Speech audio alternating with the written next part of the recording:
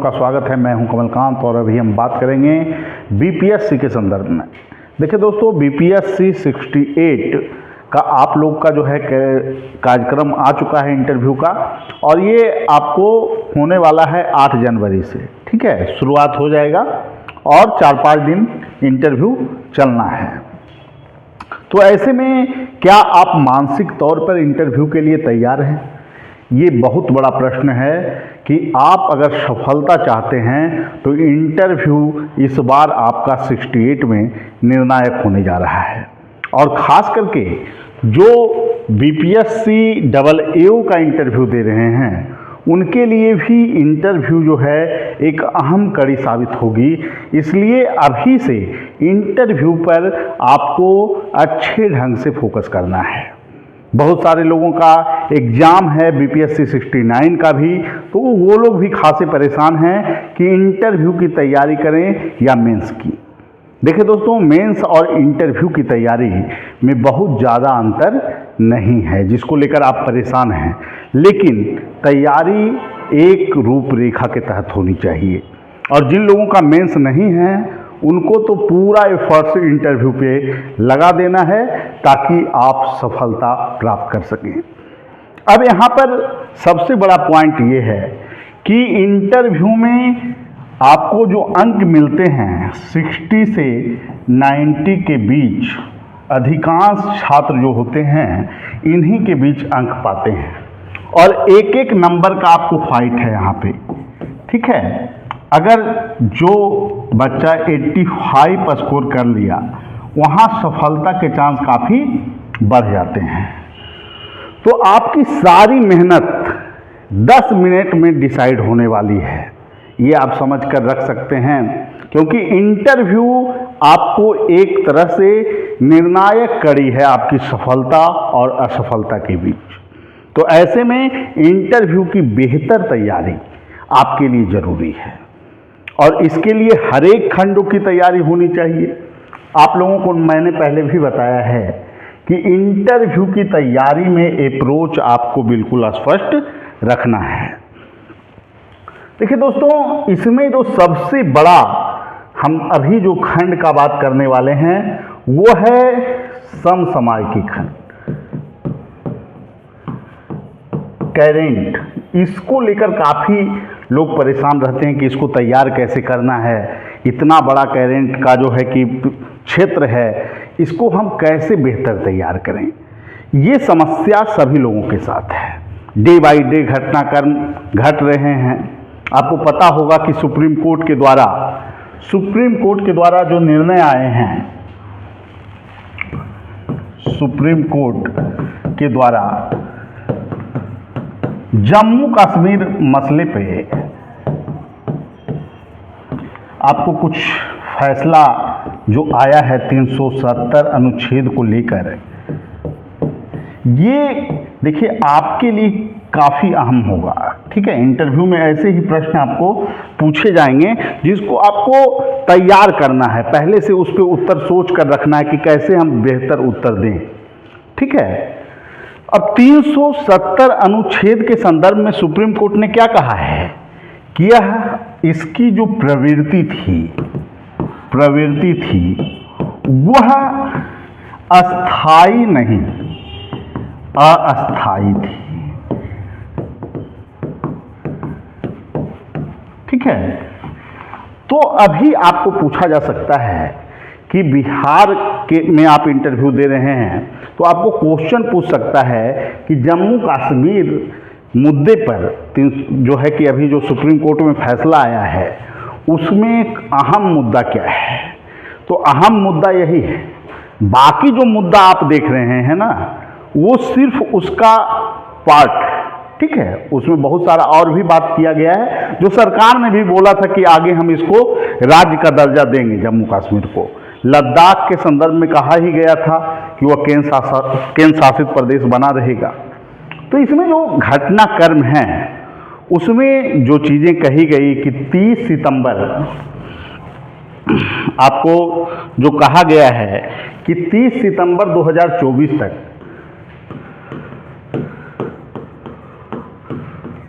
2024 तक यह अस्थाई राज्य जो है, अस्थाई राज्य का ये खाका यहाँ तैयार हो जाएगा। मतलब अस्थाई राज्य इसको बनाया जाए, इसको लेकर भी बात किया गया है।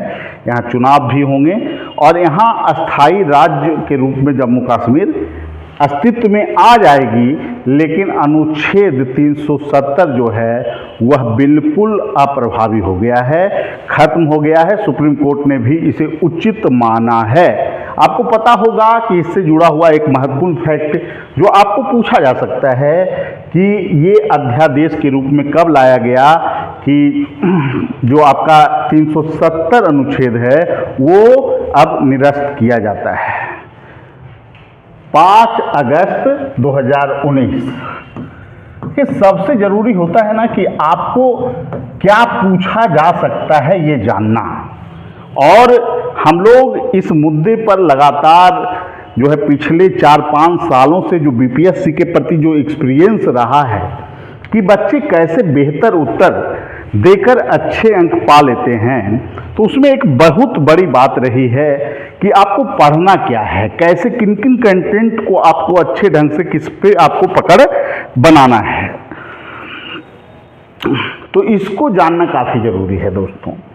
अब इसमें एक और बात है कि जम्मू कश्मीर के संदर्भ में यह भी कहा गया कि आपको कि देश का जो कानून है, जो कानून संसद के द्वारा बनाया जा रहा है, वह सभी कानून जम्मू कश्मीर में प्रभावी हो सकते हैं। उसके लिए कोई सेपरेट नियम नहीं रहेगा।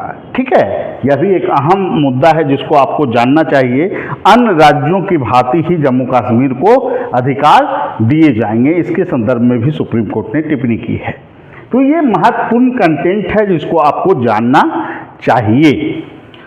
और बहुत सारे मुद्दे हैं पड़े हुए, जिसको जो अधिकांश लोगों की समस्या ये होती है ना कि कौन से कंटेंट को हम देखें, और अगर महत्वपूर्ण कंटेंट आप छोड़ देते हैं तो समस्या वहाँ क्रिएट होगी। तो हम लोग जो कार्यक्रम कर रहे हैं उसमें लगातार जो मुद्दे हैं, प्रशासनिक मुद्दे, सिचुएशन बेस्ड मुद्दे, करेंट के मुद्दे, उस पर सप्ताह में 2 क्लास, ठीक है, कि चीज़ें चलती रहे। और पहले का जो क्लास है, जो बीपीएससी 67 2 महीना पहले जो 18 क्लास 19 क्लास करेंट का उस समय चला था, बिहार स्पेशल और नेशनल करेंट, उसमें भी आपको जोड़ा जा रहा है कि सारे कंटेंट से आप अवगत रहें, चीज़ों को आप समझे हुए रहें, अवधारणात्मक समझ आपकी विकसित रहे। और निश्चित रूप से अगर बेहतर उत्तर आप दे लेते हैं, प्रैक्टिस यहाँ करवाया जाएगा, तो आपके सफलता के चांस काफ़ी बढ़ जाएंगे। देखिए, अभी एक मूवी को लेकर भी विवाद चल रहा है। बहुत लोगों का आइडियल जो आपको पर्सन के अलावे जो है कि आपको हॉबी भी पूछा जाता है कि आपकी हॉबी क्या है। तो आइडियल पर्सन में तो किन्हीं का आप नाम एक दिमाग में सोच लीजिएगा कि हॉबी में बहुत सारे लोग मूवी रख लेते हैं। ठीक है, तो एक मूवी है अभी जो चर्चा का विषय बना हुआ है, एनिमल। काफ़ी चर्चा है इस मूवी को लेकर, और इसमें जो कुछ हिंसात्मक दृश्य जो दिखाए गए हैं, इसको लेकर भी बहुत सारे लोगों के बीच ये डिबेट चल रहा है कि ये मूवी सही है, गलत है।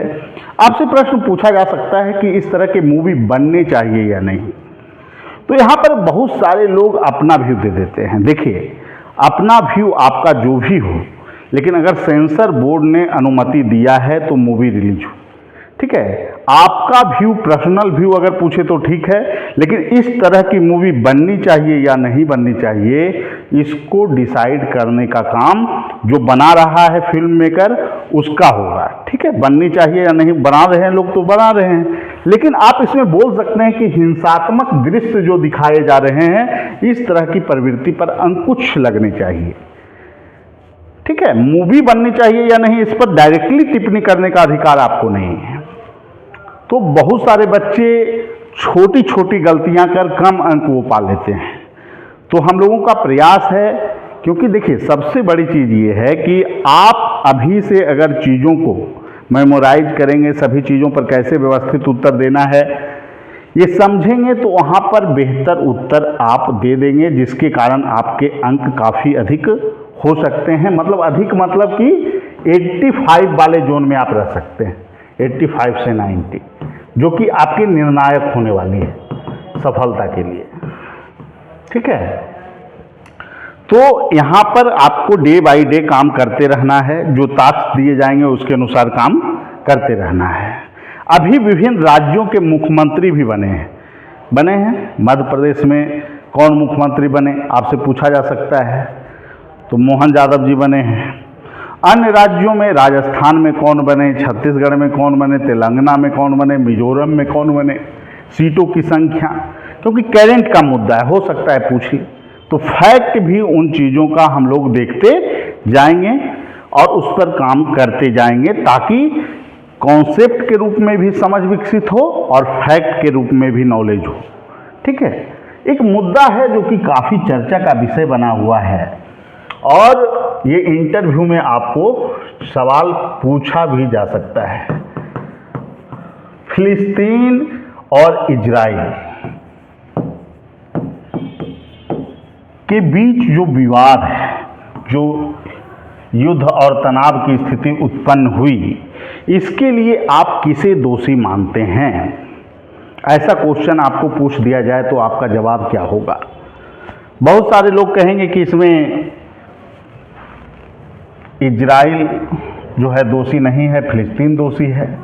बहुत सारे लोग कहेंगे कि नहीं, इस मुद्दे पर तो इजराइल ही दोषी है, क्योंकि इजराइल जो है धीरे धीरे सीमा जो विस्तार कर रहा है, उसके कारण फिलिस्तीन सशंकित है कि भविष्य में हो सकता है उस पर इजराइल का एकाधिकार हो जाए, उसके बहुत सारे क्षेत्र पर इजराइल का कब्जा हो जाए।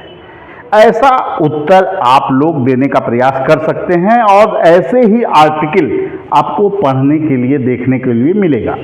ठीक है, लेकिन आपको सबसे पहले यह समझना होगा कि जो हमला हुआ था वो हमास के द्वारा किया गया था इजराइल पे। और हमास क्या है?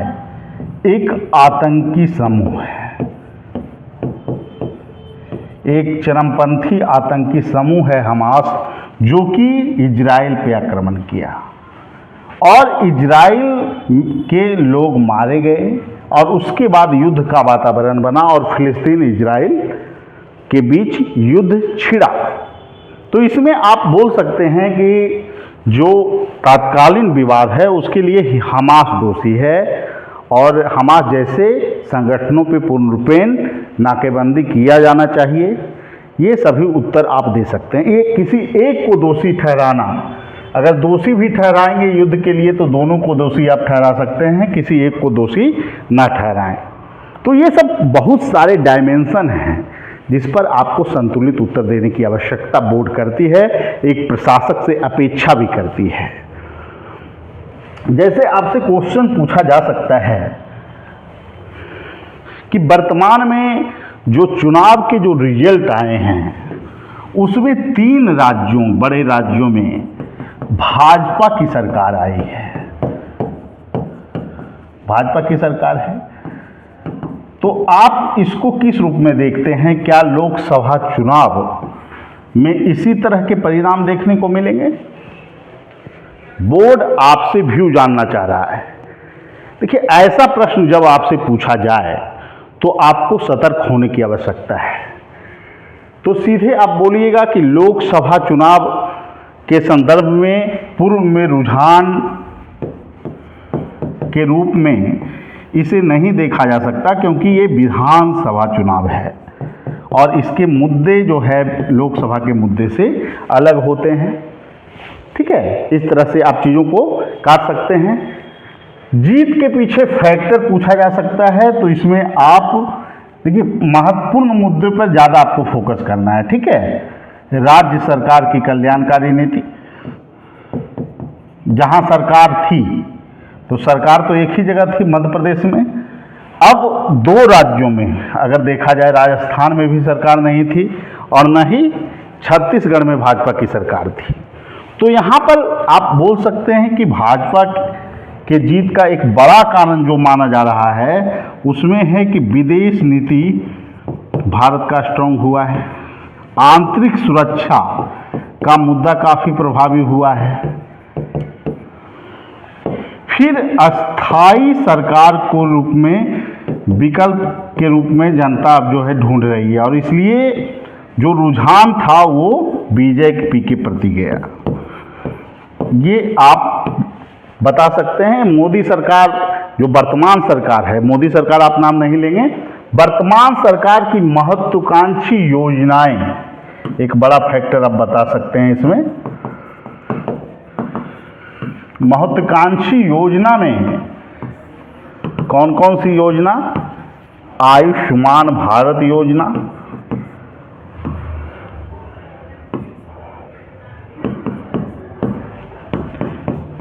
ठीक है, किसानों के लिए अलग से योजनाएं चलाई गई। तो ये सभी चीज़ों को आप बता सकते हैं। बहुत सारे शहरों के नाम में परिवर्तन भी किया गया है हाल फिलहाल में, उससे जोड़कर भी आपको आइडियोलॉजी बेस्ड प्रश्न पूछे जा सकते हैं।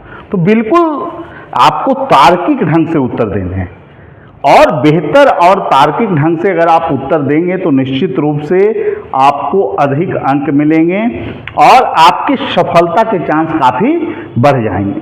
देखिए दोस्तों, इंटरव्यू काफ़ी निर्णायक कड़ी है, और इसके बाद यह तय होता है कि आप आगे भविष्य में अधिकारी बनेंगे या फिर पुनः आप उसी प्रक्रिया का भाग बनेंगे जो पहले से आप कर रहे हैं, यानी फिर पीटी मेंस इंटरव्यू। इसलिए अभी से जुड़कर बेहतर ढंग से अगर आप 20-25 दिन काम कर लेते हैं तो आपकी सफलता की प्रत्याशा काफ़ी बढ़ जाएगी, और सही ढंग से प्रशासनिक मुद्दे पे बेहतर काम करेंगे, सिचुएशन बेस्ड मुद्दे पे बेहतर ढंग से काम करेंगे। और देखिए, एक रूपरेखा के अनुसार आपकी आइडियोलॉजी अगर विकसित हो जाती है, व्यवस्थित उत्तर आप देते हैं, शब्दों में तारतम्यता आपकी रहती है, तो निश्चित रूप से आपको बेहतर अंक मिलेंगे। इसलिए जो भी लोग वीडियो देख रहे हैं उनको लगता है कि हम जुड़कर 10 से 12 नंबर यहाँ पर बढ़ा सकते हैं, तो निश्चित रूप से आप बिना देर किए हुए जुड़कर अच्छे ढंग से काम करना शुरू कर दें, क्योंकि समय कम है। ठीक है, अभी चर्चा हम लोग ऐसे भी करते रहेंगे, और क्लास से जुड़कर बहुत सारी चीज़ों पे बात की गई है, बहुत सारी चीज़ों को समझाया गया है। प्रशासनिक क्वेश्चन, सिचुएशन बेस्ड क्वेश्चन, हर एक चीज़ों पे काम किया जा रहा है। तो जुड़कर काम करना शुरू कर दें आप लोग। इसके लिए आप हमारे फ़ोन नंबर 7004291557 पे कॉल कर सकते हैं, 7004291557, या फिर 8709537366 पे कॉल कर सकते हैं, और जुड़ सकते हैं हमारे इंटरव्यू कार्यक्रम से, जहां आपको इंटरव्यू के लिए व्यवस्थित क्लास दिया जा रहा है, और इसके अलावे आपको मॉक इंटरव्यू की सुविधा भी उपलब्ध है। ठीक है दोस्तों, सभी लोग जो इच्छुक लोग हैं वो जुड़िए और काम करना शुरू कीजिए, क्योंकि समय कम है। ठीक है, सभी लोगों को धन्यवाद, फिर अगले वीडियो में मिलेंगे। थैंक यू, और आशा करते हैं कि आप लोग इंटरव्यू का बेहतर ढंग से तैयारी करेंगे। ठीक है, अगले वीडियो में मिलेंगे। Thank you.